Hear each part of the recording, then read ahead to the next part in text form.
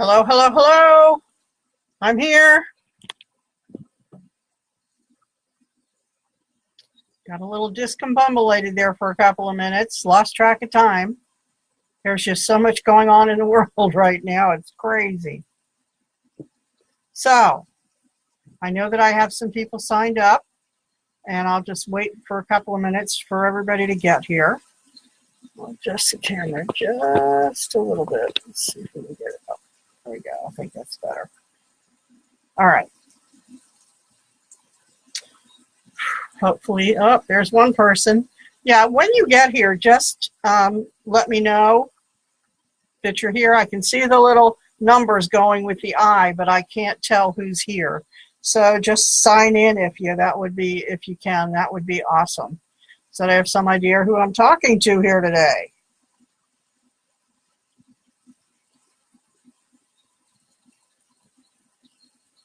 In the meantime, I am Chris Oldham.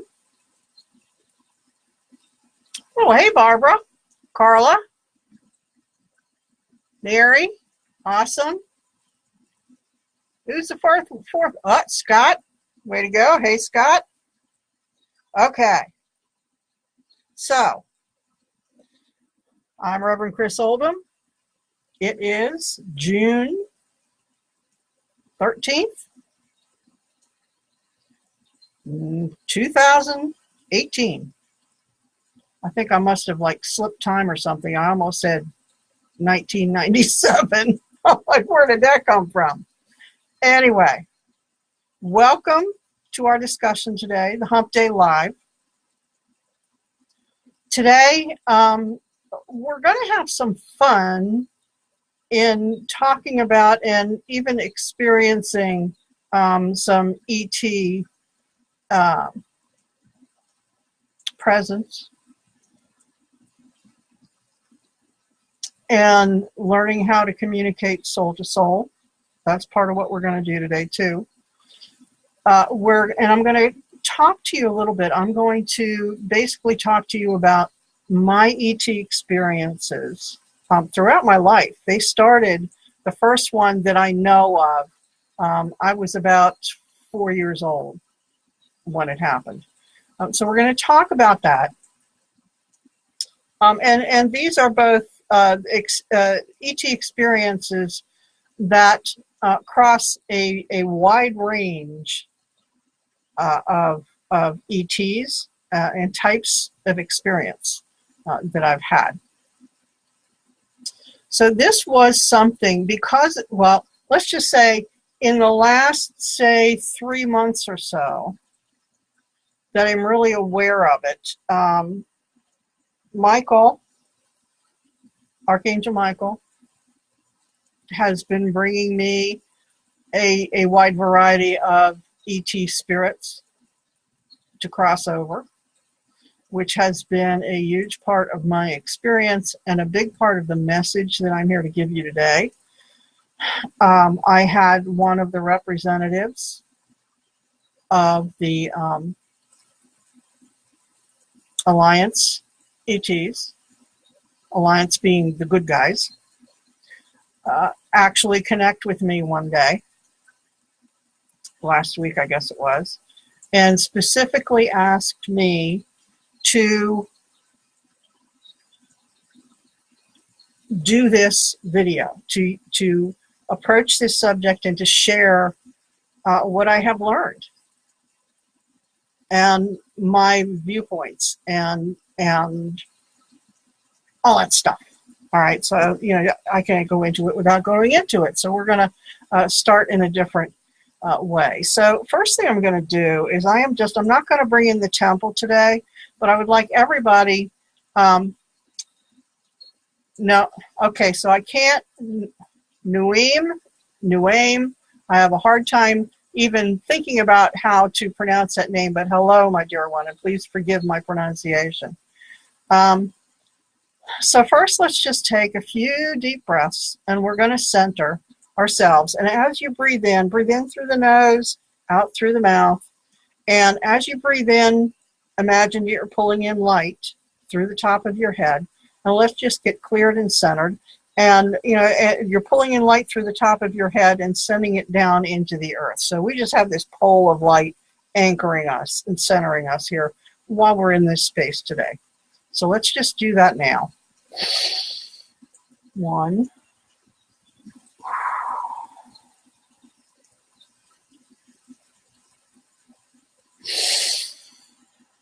2,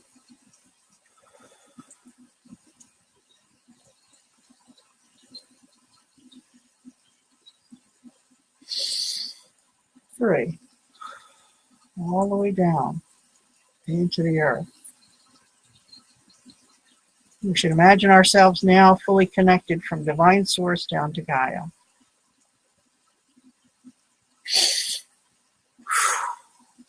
And I have here, as always, I have my little paper here that I use for my essences. Everyone who sees this video, this is about distance healing, distance sharing of energies. And what I'm going to do is for us, and I might do it a second time, but I think the once should be fine. This is, I don't know if you can even read that, divine connection is the essence. These are, I create these with water and divine energies, angelic energies and sound frequencies that I'm guided to use. I just channel it all through me. So I'm putting 3 drops of this divine connection essence on this page, and everybody who's here now, everybody who ever will watch this video, is receiving these energies into their energy fields as they watch and as I do this, and moving into a stronger divine connection. Oh, Carla. Yes. Okay. So you should be able to feel this. It will help. You know, the purpose is to form a true divine connection, to clear out any blocks to that, anything that's interfering with it, and for us all to be kind of on the same page in that, because it's very important if we're going to do soul work that we have to have that divine line. We've got to be connected through divine source. So now that that's done,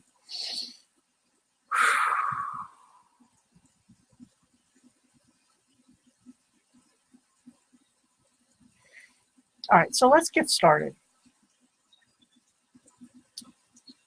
I guess the best place to start, as always, is at the beginning.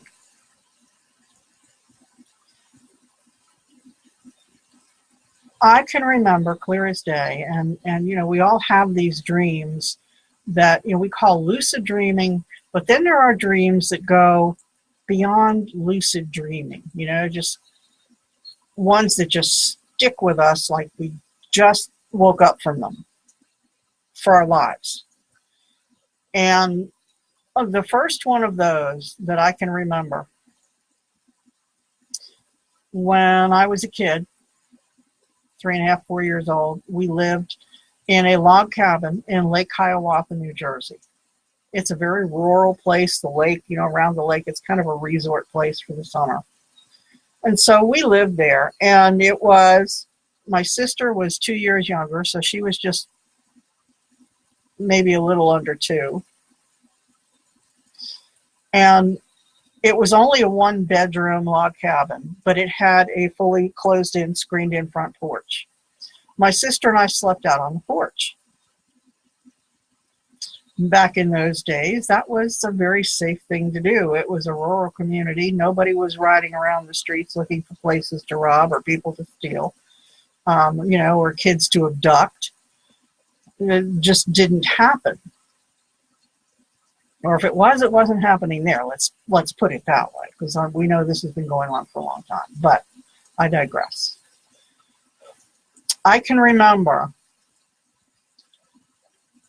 telling my mom, waking up and telling I had a horrible, fearful dream, and telling my mom at the age of 4 that little men came and put my sister, my younger sister, in a bottle and put her in the refrigerator. My mom, of course, just brushed it off. Okay, I'm just making stuff up. But I remember it like it was yesterday, and I remember the dream, supposed dream. And in my mind, what was happening was that something of my sister was being put in a glass container of some kind, or some kind of clear container, and then being put in something that looked like a refrigerator. And that was the clear part of it. And the fact that I was really, really uncomfortable and really scared. So it wasn't until years later, not until I got fully, this second awakening and onto this path, that I really went into it more, because I became more aware of ETs and their connections to us, and my experiences, and that I had a very fearful core about ETs. There are a lot of people that are like, if the movie Independence Day, when the ships come in, and all of the people go to the tops of the buildings with their signs, waiting to be burnt to a crisp. That would never have been me in a million years. Okay, I've always had this deep fear. So I dug into it more and realized that what had actually happened in that dream was that my sister, there were ETs that actually came in to that front porch bedroom of ours, ran tests on my sister, not on me for some reason. But they ran tests on my sister, took fluids from her of some kind. But the whole time they were there, and I was paralyzed. Many of you have experienced sleep paralysis, where you can't move anything but maybe your head side to side and your eyelids. That's what was done to me, is I was literally paralyzed so that I couldn't talk, I couldn't yell for mom and dad. Here I am watching these things, basically, as far as I was concerned, attacking my sister. And it was a horrifying experience for a 4-year-old child to watch. I couldn't do anything. I was powerless. So that was the first experience. Now, they didn't do tests on me, but they did place within my energy fields, actually toward the back of the neck, the base of the skull, an etheric implant. Now, we've read stories about the ET implants where people have actually gotten physical implants.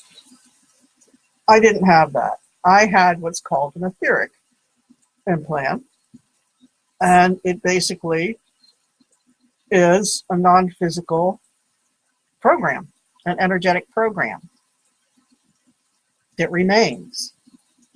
And it allowed them to influence me or to just track me. I don't think, and I've asked this over and over again of my team, that I have ever had another direct contact of that nature with an ET. So we'll fast forward a number of years. My sister to this day still doesn't know, because I can't bring myself to tell her, because I can't figure out what good it would do. But anyway, it was kind of like she'd think I was nuts, more nuts than she already thinks I am. So let's fast forward. And I get into my second spiritual awakening. and I start being more aware of all of these things, researching them, looking at what's influencing us in one way or the other. And I had always had this fascination for aliens, like many of us have. And I can remember back in the 90s, I believe it was, Whitley Strieber put out a book called Communion. I don't know if any of you have read that book. It's put out as a work of fiction. And he did it that way because the publishers would not allow it to be listed as nonfiction, because there was no quote unquote proof that what he was writing about actually happened. But it is his record of his experiences. And I won't go into the whole thing there. But one of the things that really struck me when I read the book was how he had fully protected his home in upstate Hudson Valley in upstate New York, fully protected it, locks and special locks on all of the windows, everything. And these things were still coming in. It was just like there was no keeping them out. The transport, they could just appear, bilocate anywhere they want to. Oh yeah, see, Scott, this film, I didn't think the film did the justice at all. It was really watered down. But when I read the book Communion, after I finished that book, it scared the living crap out of me, probably because of that childhood memory kicking in of that helplessness and powerlessness. Now, I got to tell you that it was probably months after I read that book that anytime I had to get up to go to the bathroom in the middle of the night, I was checking the corners before I went anywhere. I was waiting to see. That's how strongly that book affected me. So then we go forward into my really delving into the spiritual field and spiritual work, and looking at the things that impact us negatively or positively, or just researching, all right, what is it without the alien, about the aliens and the ETs, because there are people that are all like, oh, wow, positive, I love these, and Pleiadians are good, and these guys are wonderful, and I'm thinking, yeah, right, you guys are all nuts. And then on the other side, there was, reports of the negative ETs. Hey, Gina. And all of the nasty stuff that they do. So I dug into it. Well, I have to tell you that you have to be really, really careful. There are negative dark ETs. There are light ETs, work with the Alliance. Then there are ETs who are kind of somewhere in the middle. They're not dark, but they're not necessarily here to help us. They're here for their own interests. If helping us forwards their interests, then they're good. There are the true Alliance forces of light, and they are here to restore us to the light, etc., which is their goal. Whether they get anything out of it or not is not their point and not their goal. But there are some working with them who do have some ulterior motives in doing this. It's kind of like the mob. I do this for you, scratch my back, I'll scratch yours, kind of a thing. I'm going to help you, but only because after I help you, I will be able to get this. So there are those three different things, which is not so different than our human contacts. So all of that is going on in the ET world as well. What is the difference? Why is this any different than when we're talking about human beings, other people we know? How is it different? It is different because they have evolved mentally to a point where they have really strong control, not only of their mental abilities, but can exert that control telepathically to other beings, specifically us. That's basically how they communicate all the time, but it's how they subvert us, because we don't communicate that way. At some point in our evolution, we may have early evolution before language really became a big thing, or spoken language, but we don't anymore. We have kind of subverted that ability. It's still there. We just, it's kind of like dried up because we haven't used it. And they can control us because of that until we realize our power and use it. One of the things that I learned in my work with ETs is that while, yes, they have outpaced us, I can't even imagine how many times to one, with their mental prowess and abilities, moving forward and being able to do things with their minds, figure things out, come up with solutions, et cetera, plus the mind control, plus being able to manage certain portions of the matrix to do their own purposes. Thus, the etheric implants. And that's just a matter of mental intent. But what they haven't mastered, and they haven't really given most of them, let's say the earthbound ones that I have come in contact with, have not spent as much time on their spiritual growth and connection. Well, so Gina's asking, which ETs can we trust? That depends. You can't say you can trust all Pleiadians, because there are a lot of different Pleiadian races, one of which is quadrupedal. You can't say you can trust all of them. That's part of the exercise today, is we are going to go into a soul connection, and so that you can feel and experience a light ET connection, and you learn to trust with your soul and your heart and your connections and your higher divine connection. That's where you learn to trust from. It's not from your mind. If you're depending on your mind in any way to tell you whether this or that ET is trustworthy, good or bad, you're screwed.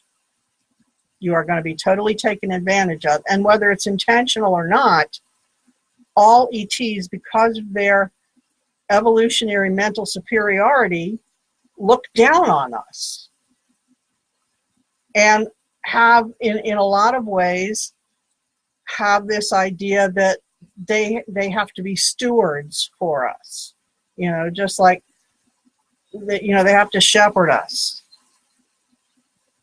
And it's not intentional, it's just, all right, so we feel the same way about our children up to a certain point, right?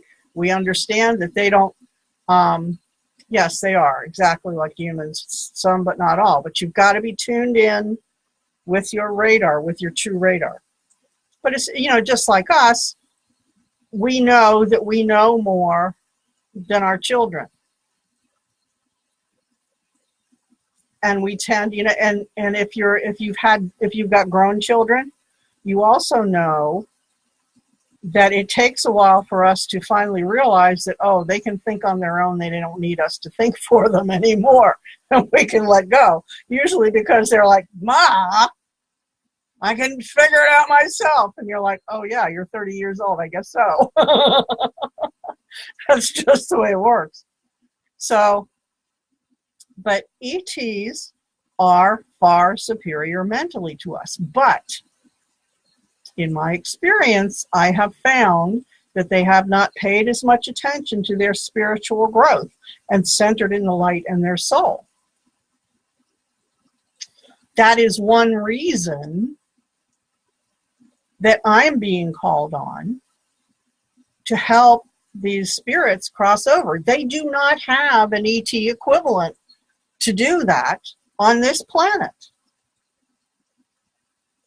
You're going to tell me that out of all the ETs, and there are a lot of ETs living on this planet. Most of them are underground, living in underground bases and working there. And, some even, we talk about Antarctica. There's a big base in Antarctica where there are a bunch of them. And, there are some of them who are above ground. There are some who can get away with assimilating into our culture because they look close enough to human beings. But they do not have, and I asked, I was like, are you serious? Really? And there is no equivalent to the starseed powers and the starseed abilities, the abilities of the light workers, the human light workers, to connect with the angels and with the higher powers and energies to open up the portal into Heaven's Gate so that these guys can pass through into the light. They do not have that equivalent. That's why I got enlisted, and I'm sure there are other light workers and starseeds who are being enlisted as well, getting a yes on that. So if you think about that, that's really quite eye-opening. It's like, whoa. And for us is a real empowering moment, because we have to realize that although they may be mentally more advanced than we are, we got it all over them in our spiritual but our spiritual connection and our ability to manipulate it. Why is all of a sudden I have Cortana coming up here, listening at me, telling me she's supposed to remind me to buy eggs next time I go to the store. You want to tell me we're not being listened to all the time? Ah, yes, there we are. So as long as we do the work to get into our spiritual core and realize that we have this power, all right, that they are not exercising and haven't learned how to manipulate and work with and connect with. As long as this is the place that we're working from, then there is no fear. There's no reason for us to fear them. They cannot manipulate us when we know that we got something they don't. And all of the stuff, what they don't realize also is that all of the stuff that they use their mind for, their 3D mental model, even though it's not really 3D, they're living in higher dimensions, but that using of the mental model and mode of existence and counting on that, all of that can also be accessed through the right brain. We can access that directly. We don't have to work on figuring out. We can just access, what's the answer we need? It's out there somewhere. So we have that capability, which is far outstrips a vast majority of the ETs, at least on this planet. Now, obviously, that is not the case everywhere. Otherwise, we would not have an off-world council of light coming in and the alliance coming in to help us.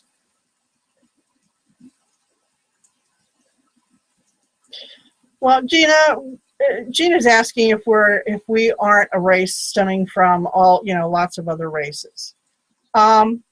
Yes and no. We have a lot of different parts, but we were created. We were basically created in the lab to fit a specific purpose. Are we modeled after other races? Sure. That's where they got the genetic model and material, the base material, in order to create what they wanted. They created us initially to be worker bees. They came here to mine the planet of its mineral riches. And they didn't want to work down in the mines, so they created us to do that. So we are, we are humanoid, and there is a lot of, and what they did when we talk about all of the junk DNA that's hanging out, that the scientists don't know what to do with and what it's all about. All of that was disconnected, and the helixes that contain those encodings were dismantled so that we only had what we needed to do what they wanted us to do, and to be able to, in some way, communicate with them or coexist with them in a way that they could be at least partially comfortable with. If you want to read more about that, you can look up, I believe it's Alexander Sitchin, Sitchin, in A History of the World.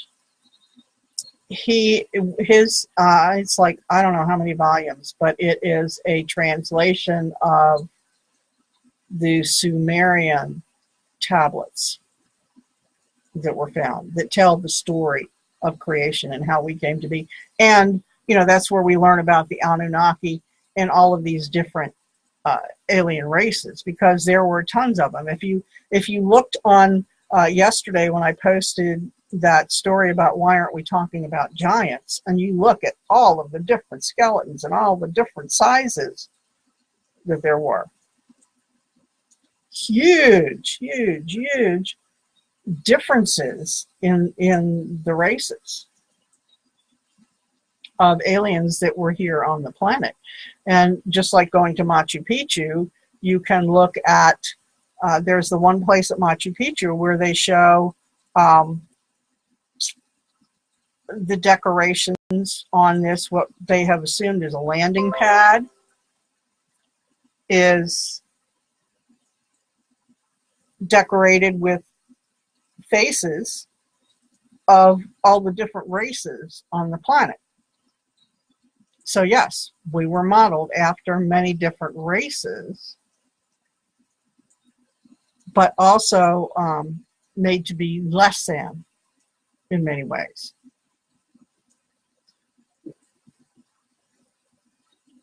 Yeah, well, Dolores Cannon may have gotten it from Alexander Sitchin, because he wrote that a long time ago. So, all right, so where do we go with ETs from here? My experiences.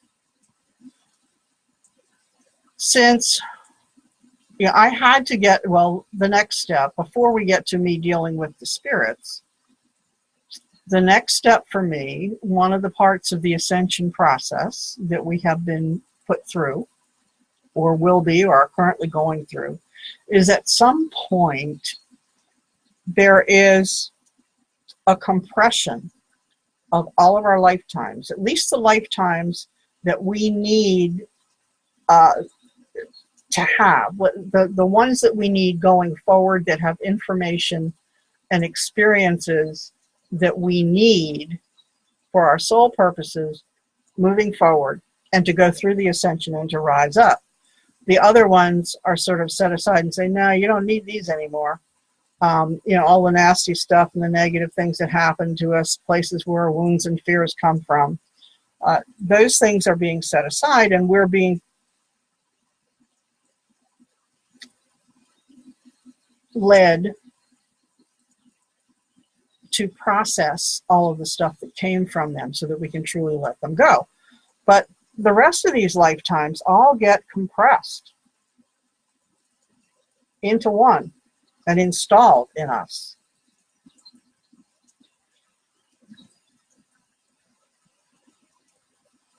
And it really is kind of a cool experience. It's nothing, you would think that, oh my God, all those lifetimes, how would you deal with that? Well, it's us. We're already connected to that.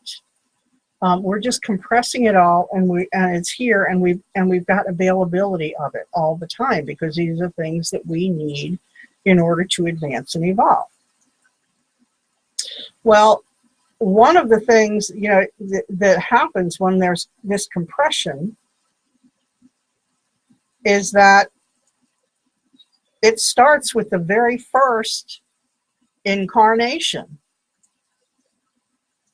At the time we were truly created and born into a format, the first creation of our master soul or oversoul that yielded a soul incarnation as some kind of a being in some kind of a body, whether it was a physical body or a light body, whatever it was. That was the first time that we existed as an aware, individual, separate being, which was quite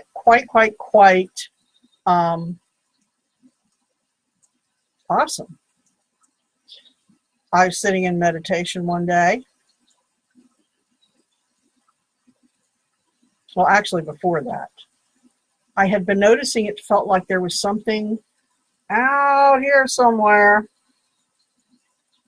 that wanted to connect with me. And I didn't feel that it was negative.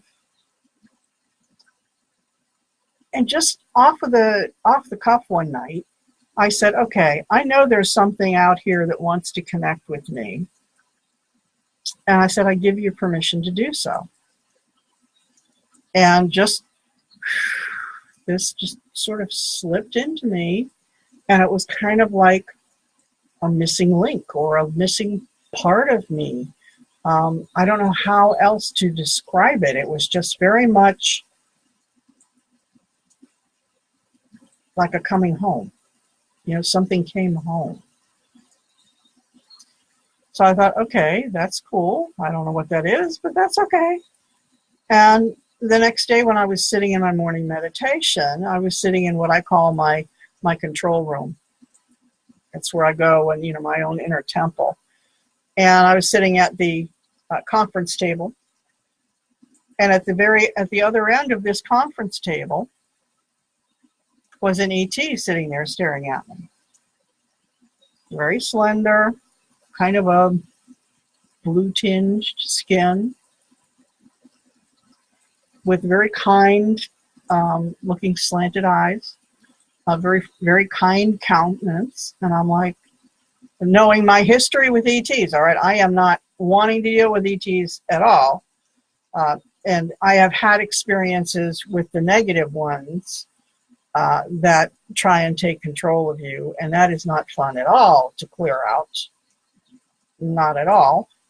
But I'm looking at this ET and I'm like, okay, who are you? And what are you doing here? And he just sat there and let me know that he was me. Okay. And that's when the story of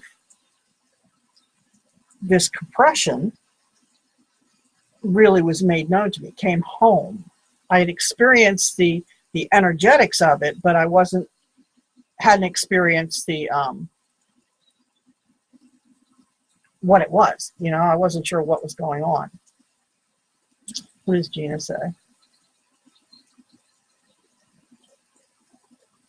Yeah, absolutely, Gina. You know, we have come back over and over and over again. I have lived over 140,000 lifetimes. I have checked it and checked it and checked it. You know, I can't tell you how many times over. I'm like, really? Really? Yep, 140,000 lifetimes. Use a pendulum. Ask your crew how many lifetimes you've lived. We have lived so many lifetimes, it's crazy. And that's why, you know, we have lived lifetimes in which we have experienced just about everything there is to experience. We've been good guys, we've been bad guys, we've been aliens, we've been humans, we have been, you know, you name it. We have murdered people, we have helped people, we have been male and female and anything else in between.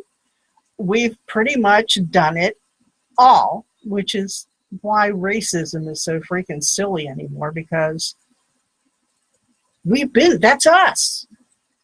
That's us. Anything we go into judgment about is a holdover from one of these past lives for something that we didn't resolve in that past life. So we can't judge others without judging ourselves, because that is us. We have done this. We've done it all. So I'm sitting there, and this ET sitting across from me lets me know that he is me. And as we get the story, this ET, which was given me the name of Regal to call him by, lets me know that he was my first incarnation, and he is from the Syrian star system. I am from the Syrian star system. That was my home star system as a star seed. So, and what was so, that was my introduction to taking a different look at ETs. Because this energy coming from Regal, there was nothing negative in there. I mean, it was just beautiful, loving energy. And I was like, okay, I need to start thinking about this a little bit differently and move into it a little bit differently. I'm getting a big yes from my crew. Yeah, you do. So after that, not long after that, well, I also have been doing a lot of, there were some clearings that had to be happen. I've come under attack a number of times by the negative ones. You can find out, well, you could ask, you could use a pendulum and an alphabet chart, you know. Which system did I come from? If you are clairaudient or claircognizant in a way that you can receive stuff like that, just sit and ask. So the first thing that I would do, though, Gina, is I would sit down and I would ask to meet, in a meditation, to meet your original, your first incarnation. And then go from there. Well, Carla, Lemuria was a continent on this planet at one point. But I'm not given to know that it was a star system. So you have to go, you need to go deeper than Lemuria to find out where your roots are. So not long after that, I started clearing out other ET stuff and moving more into the good guys and the bad guys. Bad guys, how do you know the difference? When you connect with an ET that either immediately takes over, you'll know it because the dark ETs will start to feed you dark thoughts, make you feel miserable, you'll be depressed. Or you get ones, now there are some, not all, there are some of the Pleiadian species that are into the what's in it for me. And those Pleiadian species will try to convince you why you should allow them to connect with you. They won't do it directly. They won't just say, I don't care what you say, I'm connecting with you, like the other ones will. And I'll explain more on that in a little bit. But the Pleiadians will try and bargain with you or convince you of why, you need to connect with them. They're going to make a bargain and do not accept. Do not accept. Anybody that wants to make a bargain or a deal with you, any ET, in order to connect with you is a no-no. They are not working for you, and really, no matter what they say, are not there to help you or us in a real sense. So, and there's a difference between being able to communicate telepathically or spiritually. Yeah, no, don't let anything tell you to let you succumb. You call in the light and tell Michael to take these son of a guns away.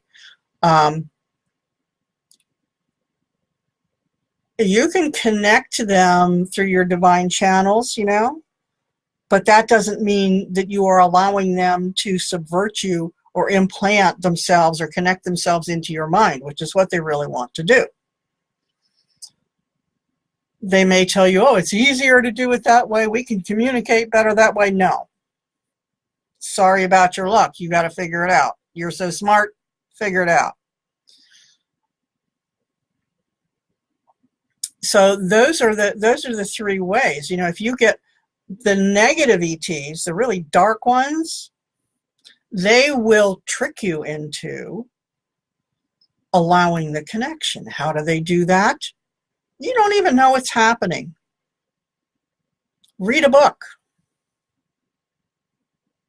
If any of you have read Bringers of the Dawn, there is a part at the end of the book where they talk about just by reading the book, you have agreed to help them and be on board with the alliance or the challenge or the turnover and the help. No, I'm sorry. That is not kosher. You did not know when you picked up that book and started reading it that was a contract. And the nasty ETs will use stuff like that all the time. I had a client who bought jewelry that was supposed to protect him from this, that, or the other thing, or do this amazing stuff. Well, what he didn't realize until after he got the stuff home and we worked together was that the jewelry also acted as a contract. Anybody who bought that jewelry was automatically contracting to allow ET interference and connection. Sometimes just watching, the alien stuff on Ancient Aliens on TV, or some of the stuff on Gaia, or through David Wilcock. Watch David Wilcock. Be careful, very careful with David Wilcock's stuff, because his stuff is absolutely loaded with all kinds of not so great ETs that would love to connect with you. If you want to watch his stuff for informational purposes, fine, but ask Michael to protect you so that you can maintain your protection from these attacks that are going to come. So those are some of the things that the negative ETs do. And then once they get that permission, they then create sub-programs, which, in case you realize that you have been tricked and attached by these things and you cast them out, the sub-programs automatically recreate new invitations that call them back in. So there's a lot, it takes a good amount of work to get these things out and to tell them to go to blazes. This is, they're not allowed to be here. So that's what we have when it comes to the dark. The light ETs, the ETs that are here with the Alliance, they will never ask to connect with you. Never. And if you don't wish to converse with them or have their presence there, and you say, you ask them to go, they go. They go away. Now, if it's a connection that you need to make, your angels may be coming back and saying, okay, we're here now, blah, blah, blah, and we have a connection we really need you to make, and they will reintroduce you to this light-bearing ET and let you know that it's okay to make this connection. I have, since all of this came to be now, aside from my original incarnation self, the regal self, I now have a guide, and I can't even remember where my guide is from right now.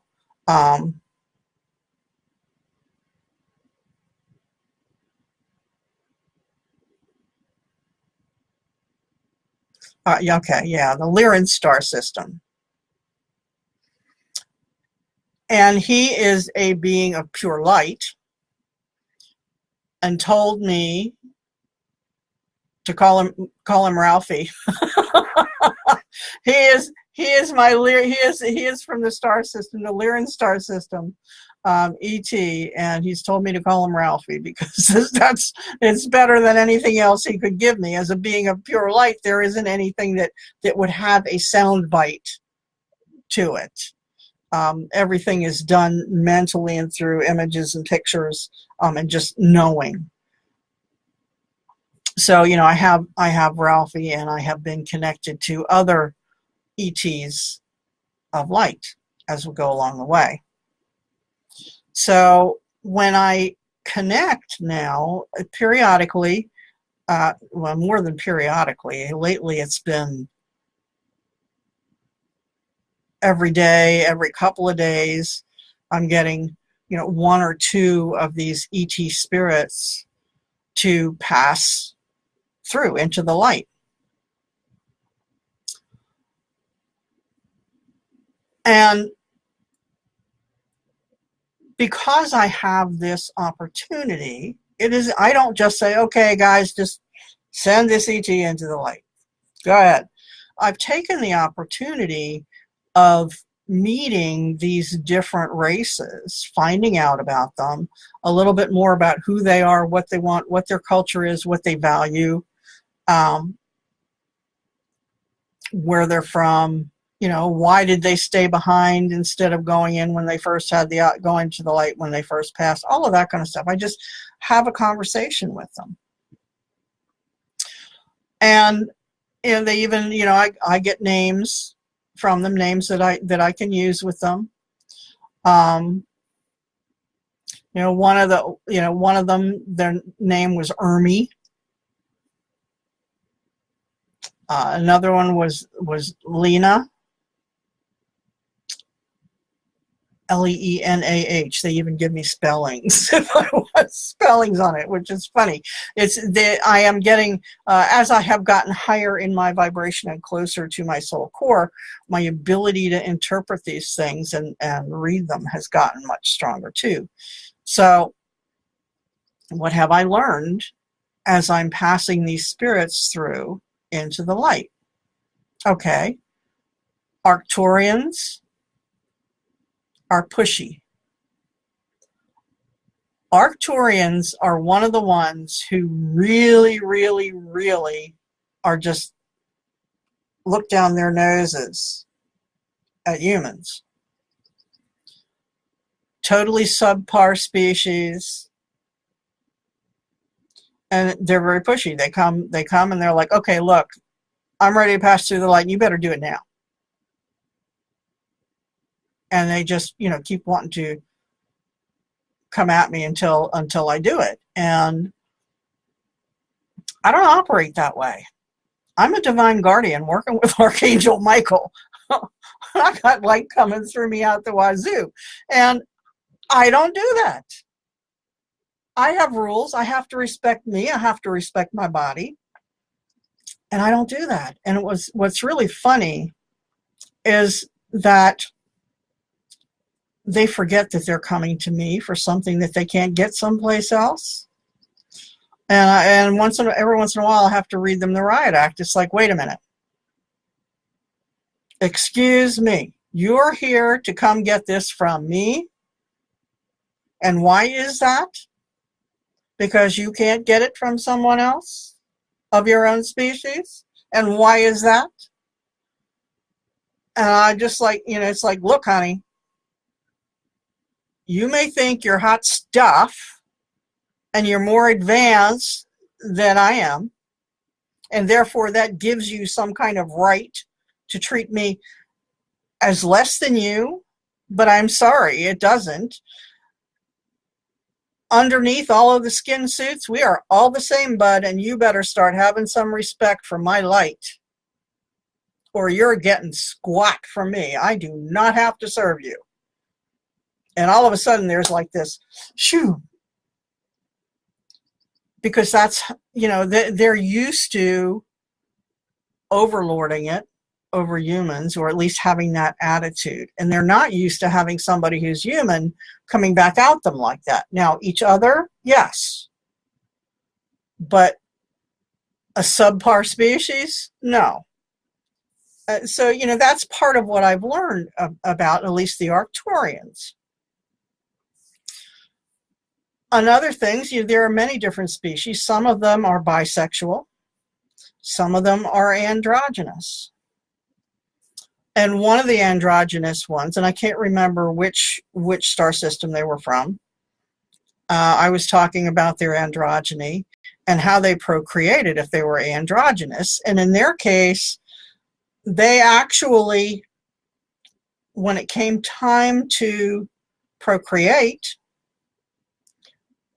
in a partnership, they would decide which role they wanted to play. Whether they would be the one in the female role or they would be the one in the male role. And they could switch that anytime they wanted to in the procreation phase, or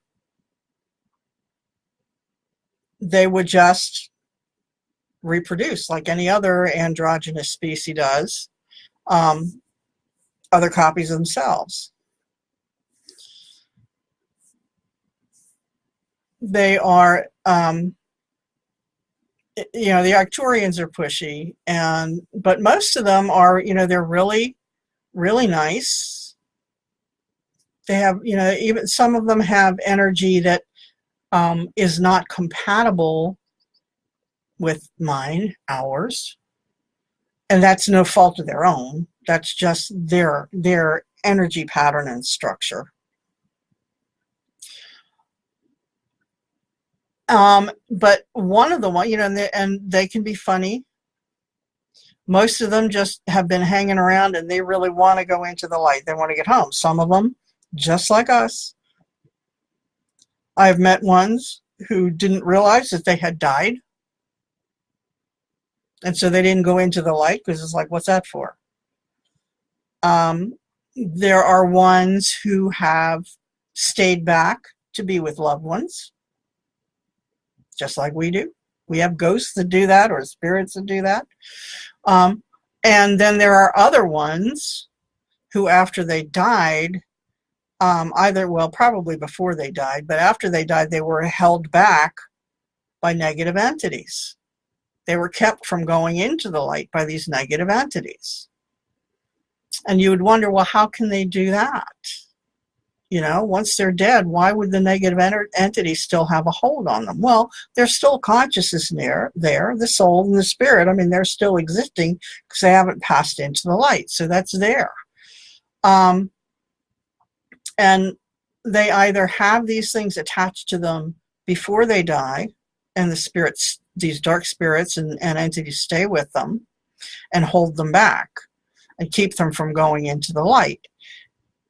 Partly they do it because they have such a low vibrational energy. If they're attached to the spirit can't go through the light. Another part of that is that they convince the spirits that they can't go into the light because they have sinned. And they will be judged and thrown to hell if they go into light. Hello? Does that sound familiar to you? And it may not be called hell, but the principle is the same. The spiritual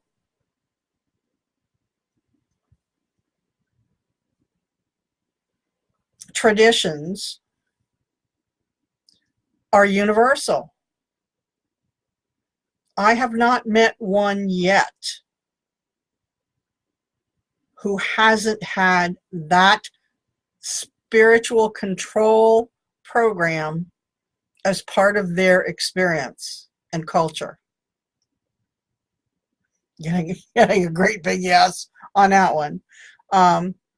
It's universal. Once you die, man, you're out of luck, because if you don't behave yourself now, once you die, you're going to get judged and you're going to go to wherever the darkest, nastiest places that they can think of for these souls to go. Not true. It is not true. And if you believe that now, stop believing it, because it is not true. God loves all of us, and all we have to do is come to him and be willing to come to him, and into the light, nothing. The only time you go to hell is when you don't go into the light. That's as close to hell as you're going to really get.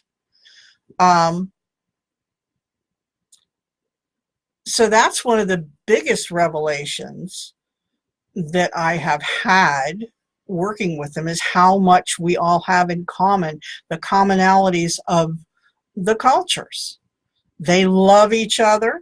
When I open the gateways and you know, it comes time for them to pass over, there's always a group of people that have passed before waiting to greet them again. There are old ones and sometimes young ones who have passed on for some reason. Sometimes there's even a family pet waiting in the light to greet them again. And we are not that much different. Now, one of the ones that I am really glad that I met on a soul-to-soul basis without any visual, hello, who are you, are the Pleiadian species I spoke about earlier, that is quadrupedal. And the best that they have been able to tell me, there is no real equivalent for their form on this planet.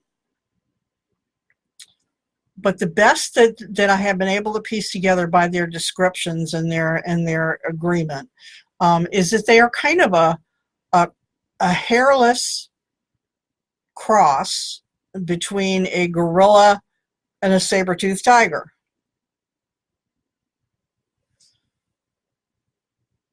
They have, the head features and the fangs and stuff would be more like the saber-toothed tiger, and the strength of the body and everything. But where, the tiger would have paws, they have digits, just like a gorilla does on all four legs, arms, legs.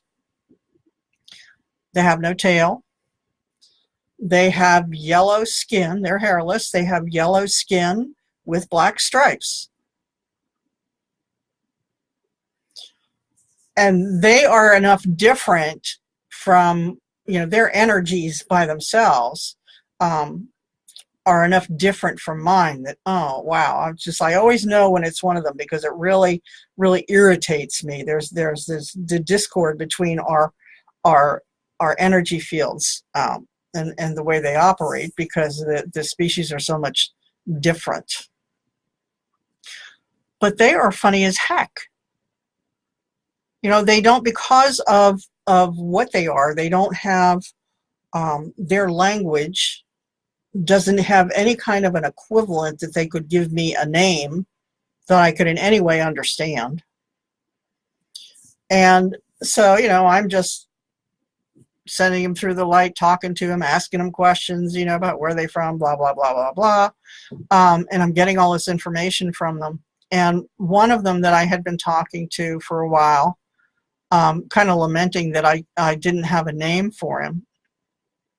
And this species is bisexual. Went through the light. And after he went through light from the other side, I got back, you can call me Gaylord. Where'd we get Gaylord from? But, it's kind of like, and they do other things. I've had other really funny interchanges and exchanges with these spirits. Would I have been able to do these things with such ease if I had them sitting on the other side of the table from me, or in the middle of the living room floor? You guess. I don't think so. If I had the visual contact and context for them immediately, that overrides anything else because of our cultural conditioning, before any conscious effort to connect with them from a soul level. And this is really the message that the ET who came to me from the Alliance and asked me to do this video was wanting me most to get across. And it is not just applying to interactions between us and ET alien races. Okay, this applies between us and everyone else on this planet. And it's something we have to start getting more aware of and working closer toward. And that is the fact that when we connect spirit to spirit, soul to soul, without anything else in between,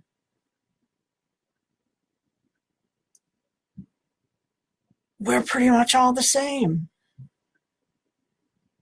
We have the same, dreams and loves, and we have families, we have things we like to do, we have pets, we have fears.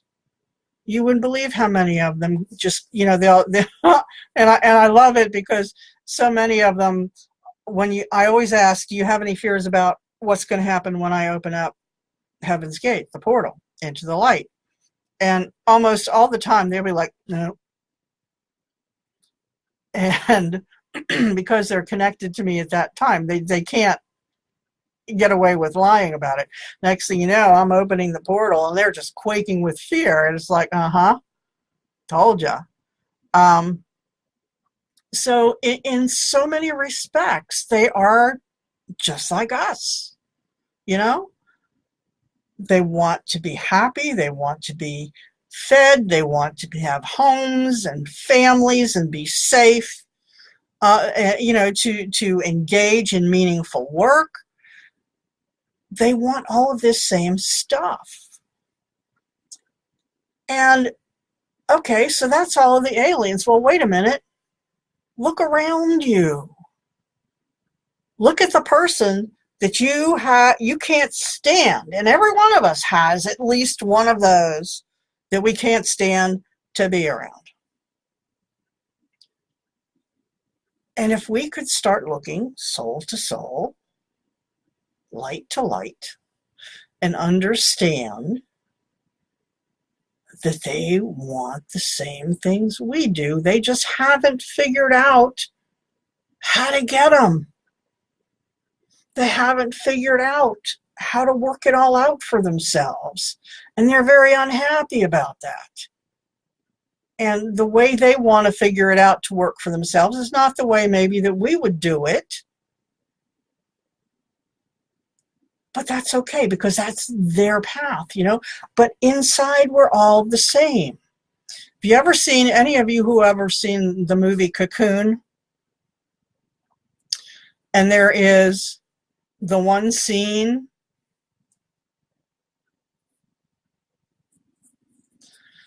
well, maybe, Gina, in a minute I'll get to that. There is the one scene where they're on the boat, and there is the guy that's been helping them falls in, is kind of like got the hots for the one girl that works with the team trying to rescue these cocoons.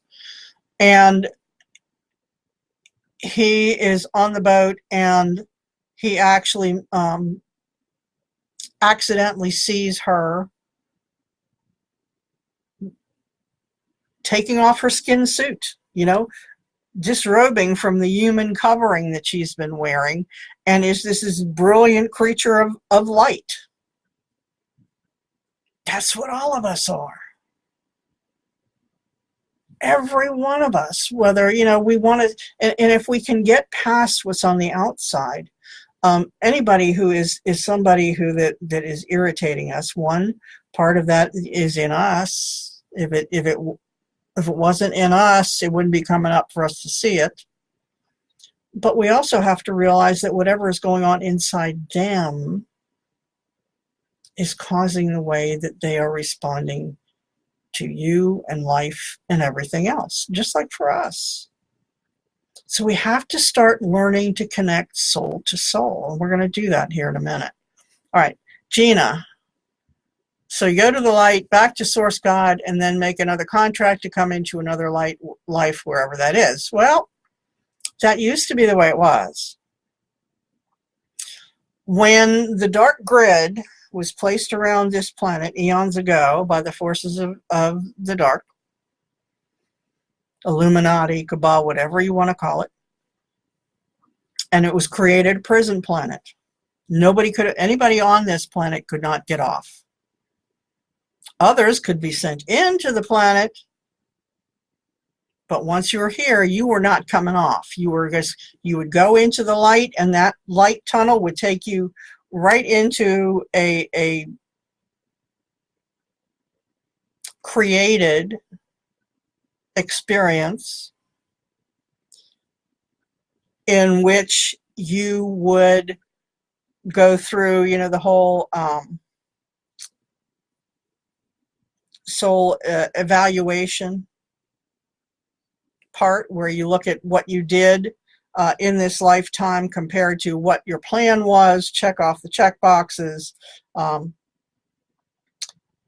up the karma, all of that kind of stuff. And then pretty much, you know, not long after that, be shipped back and incarnating again on the earth. The only difference then is that you wind up, every time we incarnated deaf, dumb, and blind. We did not remember. We were separated from from knowledge of who we are, which created misery and negativity and fear and all of the ego programs and everything that were also added into our systems and programs and matrix that perpetuated all of that. So we just kept getting recycled and recycled and recycled into the 3D environment. Now, the forces of light, with the star seeds and all of us coming in to expand the light, were able to last, it's over a year ago now, I think it was the spring equinox of 17, take down that grid, that dark grid around the planet. The planet is no longer a prison planet. Now, unless you have consciously removed the programming that was put into your matrix by that dark grid, it's still there. It has to be cleared. Eventually it's going to come out. You're going to wind up getting past it, but be a whole lot easier for you to get rid of it and move forward, to jump forward into your ascension path and along your ascension path. So now, when we die and we go into the light, we're going into the true light. And processed, we are detoxed. And from there now, we have choices. Because we were never a species that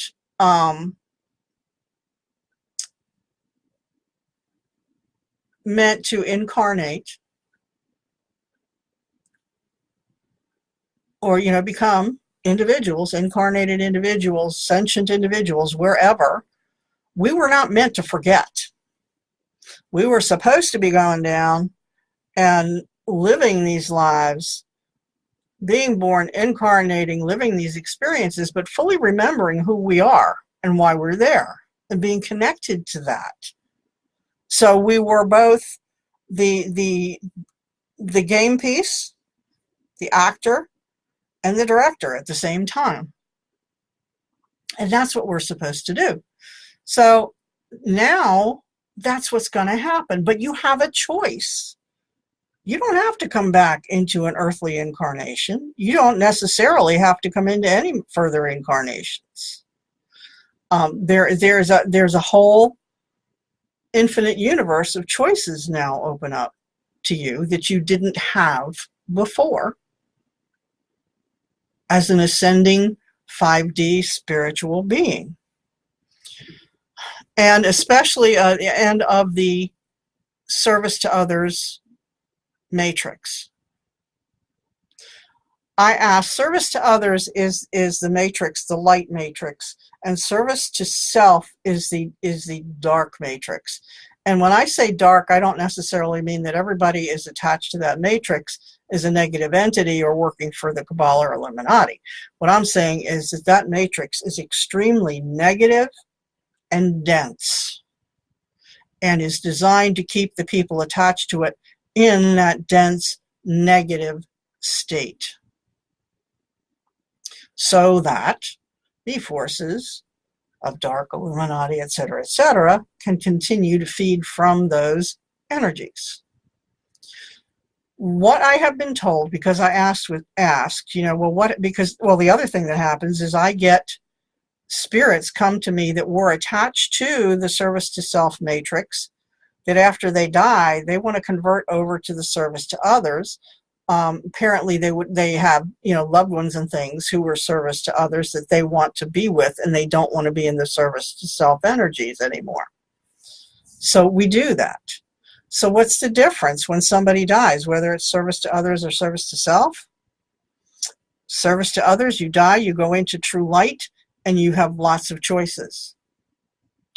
Service to others, or service to self rather, all of those who have elected to remain with and be the service to self, they don't get a choice. They are kind of recycled into the 3D density over and over and over again, unless and until their soul gets to a point where it says, okay, I've had enough of this, I want light and I want out. I want something else. So which I felt kind of sad for, but I'm like, okay, there are ways to handle things, and there are a lot of bad people in this world, and that is going to be what their karma is giving them. All right, so when it comes to, we'll get back to ETs for a little bit, and before I do, Gina, you're asking ACIM helps with removing the programming? No. It's something that has to be actively asked for and done. If ACIM helped with this, it would have helped before the grid was taken down. This programming is something that's deep into many parts of you.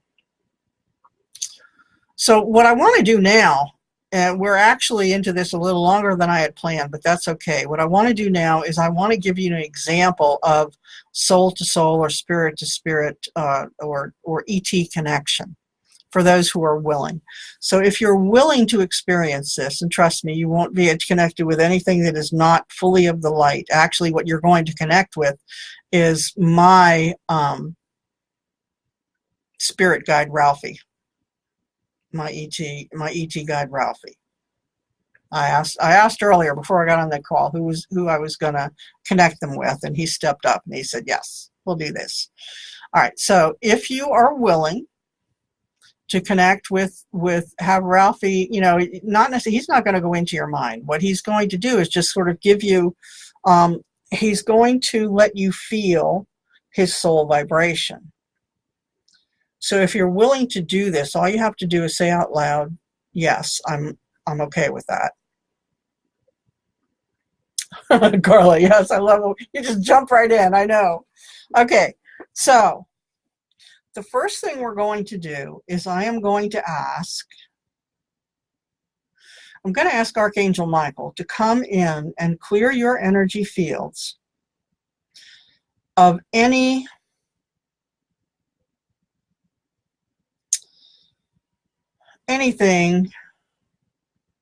producing a resonance that is reflective of some kind of internal prejudice regarding alien connections or any other kind of connections, the pure, soul connections, that would not allow you to do this. So what I'm saying is that if, you were, say, a Bon Jovi fan, and I went to connect you with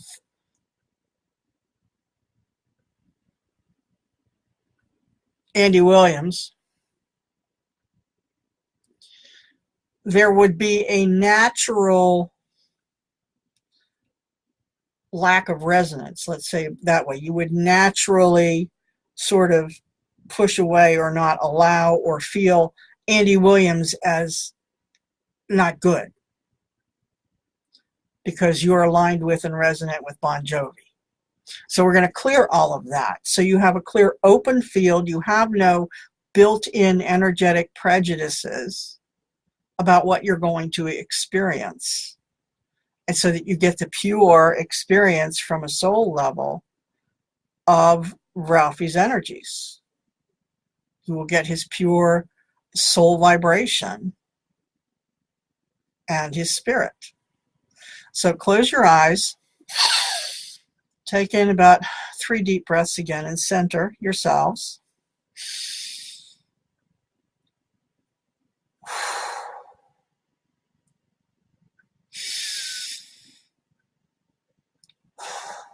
And remember, the divine connection essence still has you in a good divine connection. And I want you to keep your eyes closed and open yourself up to the experience and to allow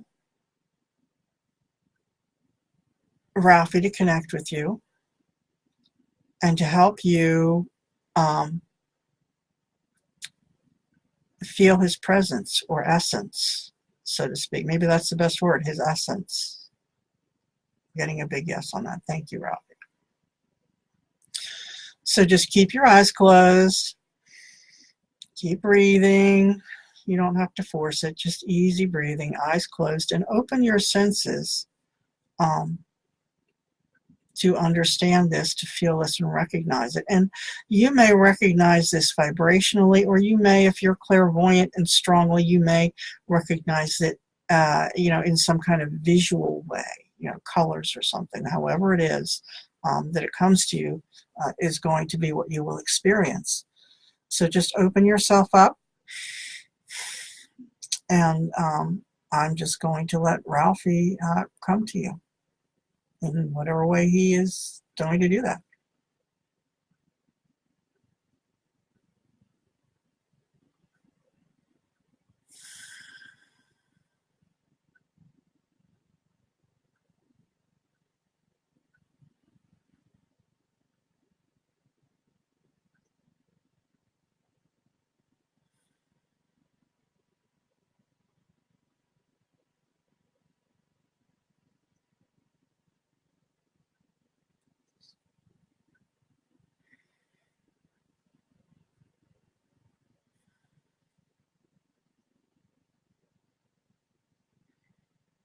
Somebody has, whether they're on the call now or will be, somebody has something down in the right side, just above the waistline, below the ribs, that is not happy about Ralphie's presence. We got an entity there, Ralphie. Okay, Michael, please clear that entity out now.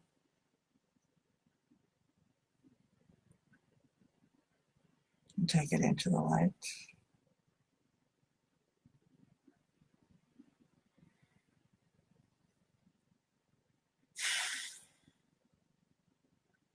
All right, Ralphie, has everybody sensed it or identified your presence? All right, thank you, dear one. Now you can withdraw and release your connection, please. And so it is.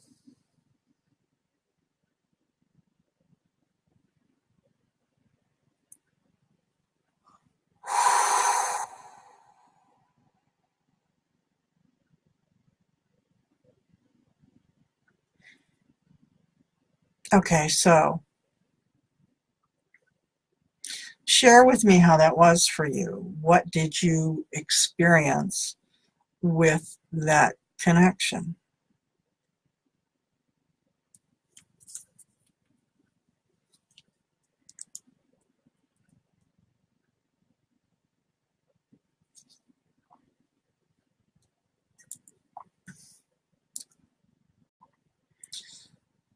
Since I kind of connect with everyone when I do this, my experience was that it was he just sort of came down through the top and back of your head and kind of down the spine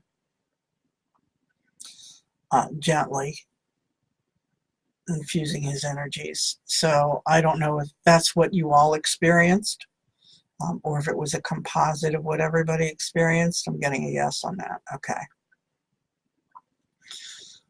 So that is Ralphie. Oh, Barbara, good. All right, Scott. There's a pulse to my right lower after a swirl of clouds. Gina, I felt love, joy, static on your arms. Okay. Huh. Yeah. And the static on because there's very high energy beings. I've been, if you notice, I've been kind of wiping my nose. It's because it feels like I've got hairs on my nose. And what that is actually energy tendrils. It's like a Van de Graaff generator coming out from my nose.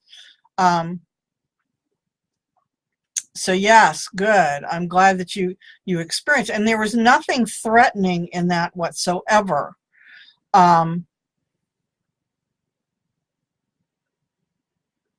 Okay, yeah, you got the static too. Awesome. So I'm going to ask you, I'm going to do this again. We're going to do another exercise, and I'm going to ask you to open up to connect soul to soul, but I'm not going to tell you who or what it is that you're connecting with. So just close your eyes. The energy tentacles, yeah. Drives you nuts sometimes. All right, so close your eyes. Breathe in deep and center again. And now I am going to ask another being to do a soul connection with you and for you to experience that being.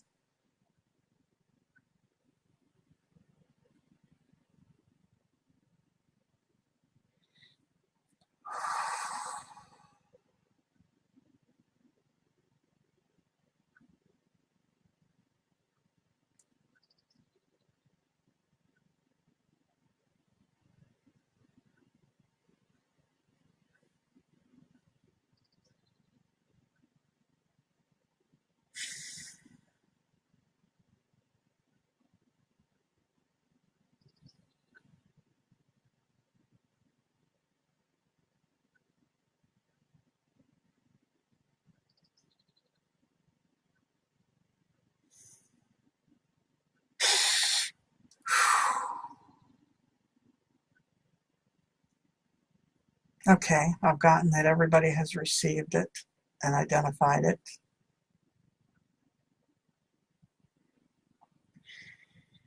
So what did that feel like, and how was it different?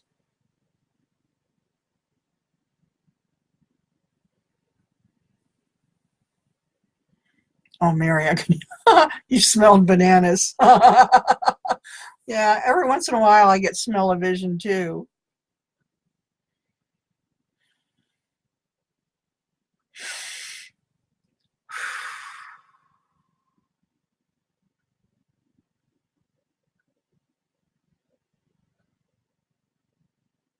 White misty energy. Interesting. Okay.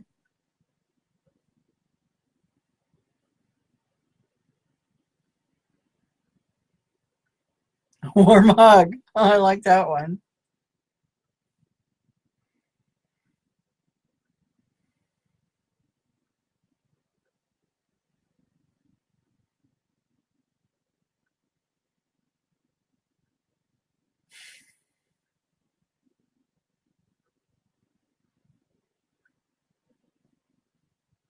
Very warm down through the chest, back of the head.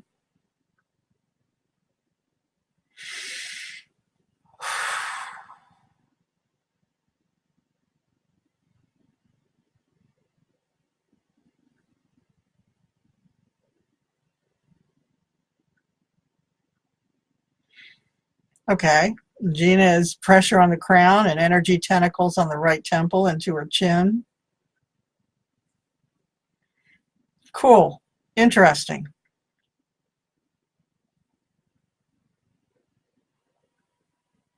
What so now I'll tell you whose energy who you were connecting with. Was me.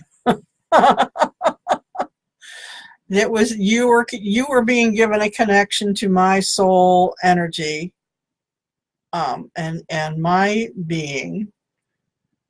Now, how does, and I see a lot of similarities. Of course, the warmth and all was a little bit different. You all are going to experience my energy a little bit different than you will the ET energy, simply because you are human. And your human self is going to interpret those energies that it is used to, whether you're consciously receiving or interpreting them or not, are used to those kind of energies. Whereas with the ETs, you're not quite used to that, but you are still experiencing this from a soul-to-soul perspective and as a benign energy. So, anybody have anything else that they want to ask me at this point, with the ETs and the energy and the soul to soul? I have to tell you, I did an exercise, and it was a little bit different because every one of us have our own vibrational signature. And say, Gina, your vibrational signature is different than Carla's and different than mine and different than Scott's. Everybody's vibrational signature is different. And I did an exercise back, I think I may have talked about this on another live, but way back did the presidential primaries, before the primaries even, well, yeah, it was the primary season. And there were so many candidates. And it was like, how in heaven's name do you even get close to figuring out who's the one that's the best for the job? And so I just went and I did a vibrational comparison. I went and I connected and I cleared myself and connected with each person and their vibrational signature. And then there is a vibrational signature for the office of president for that time period. Whatever is going to be needed, that person needs a certain set of qualities in order to be able to do the job successfully, and that has a vibrational signature. So I went and compared them all, and the results were quite astounding for me. It really was a different way to connect, and what I received at that time has borne out to be correct in so many ways. So it's a very good way of learning to connect with people. So anybody else have any questions, or are we all ready to go and make dinner, or whatever it is you're going to do at this hour? Because unless you have any more questions, I think that I have covered everything that I was asked to cover. And the big takeaway here is learning to forget the visual evidence, which immediately gives us, and the, listening to, voice, the five senses, to go beyond them when we're dealing with new people and new situations, and to move into a soul connection.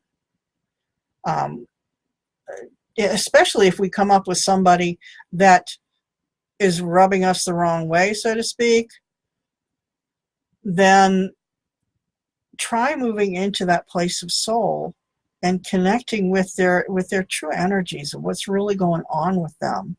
It's a lot easier to move into compassion when we get to that place. And compassion is the most important energy of the ascension, bar none. It is because there are so many people going through so many things that we don't understand, and we got our stuff that they wouldn't understand. So we need to have compassion that everybody's got their own stuff. The soul science lesson, good. I like that. But yeah, so everybody's got their own stuff, whether they're aliens or whether they're the people down the street. And we need to start learning to connect from soul and heart. And just so you know, if there's an emotion involved, it's not from your soul. An emotion, well, I can't say that exactly. Let's just say all of our emotions, all of our feelings that we have are products of our ego mind. Stuff comes into us, and our ego stands at the gateway and says, okay, this is good, this is bad, this is really bad, and then triggers those associated emotions. And when we feel love, most of the time, it's a form of resonance. It's like, equal energies. Oh yeah, I'm resonant with you. I'm really resonant in a lot of places. So yes, this is love. Oh, thank you. You're welcome, everybody. But when you move, the heart is the gateway to the soul. So when we move into heart, that's the first level, and that's where we have, kind of the love emotion. And you know that it is divinely inspired when it can be applied to everybody. If you can't apply the emotion or the energy that you're feeling to everything, then it's not divine love. There are purposes for everything. That doesn't mean that the love that we feel is wrong. We love each other, we pair up and everything else. There's nothing wrong with that. But the love that's going to change the world and heal the world is not that. The love that heals the world is divine love. And that would be the warmth that you felt when you connected with me and Scott's warm hug. I think that's just crazy. I love it. Thank you for sharing that, Scott. So anyway, beloved ones, it is way time for us to sign off. We've had a wonderful time together today, and I'm glad that you have enjoyed it. And I hope that you have gotten some benefit from it and enjoy and are able to use it going forward. Namaste. Love you all. See ya.